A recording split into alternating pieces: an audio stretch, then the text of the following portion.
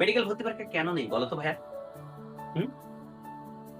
তোমাকে বাদ দেওয়ার জন্য। হুম? তুমি কি মনে করো তুমি কি মেধাবী না? অবশ্যই তুমি মেধাবী। তুমি মেডিকেল চান্স না পাইলা না মানে কি তুমি কি মেধাবী না? অবশ্যই তুমি মেধাবী। তারপরে তোমার চান্স হবে না। আল্লাহ বেছে বেছে ওই 53-60 জনকে মেডিকেলে আনবে যারা সব থেকে বেশি পরিশ্রম। আল্লাহ বলেছেন তুমি রেজাল্টের দিকে তাকি না, তুমি পরিশ্রম করো, রেজাল্টের দায়িত্ব আমার। আল্লাহ তোমাকে চান্স দিয়ে দিবে। এই কথাটা আমি ক্লাসে প্রায়ই বলে থাকি।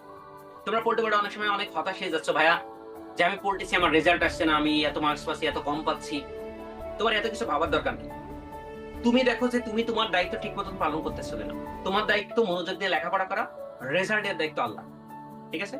সুতরাং এইসব না ভেবে তুমি পড়তে যাবো ইনশাল্লাহ। আল্লাহ তোমাকে পরীক্ষার হলে মেন, তুমি মনে করো ভাই আন্তর্জাতিক অনেক কঠিন, আমি পারতেছি না, তুমি পরিশ্রম করে যাও, তুমি এখানে ইফোর্ট দাও, আল্লাহ তোমাকে ঠিকই দেখবা পরীক্ষার হলে রহমতের চাদর দিয়ে ঢেকে দিবে। দেখবা তুমি যেটাই রিভিশন দিয়ে গেছো, যেটাই পড়েছো, সেটাই তোমার পরীক্ষায় চলে আসছে। ঠিক আছে? আল্লাহ অবশ্যই ন্যায় বিচারক। আল্লাহ বেছে বেছে ওই 53-60 জনকে মেডিকেলে আনবে যারা সব থেকে বেশি পরিশ্রম। বুঝছো?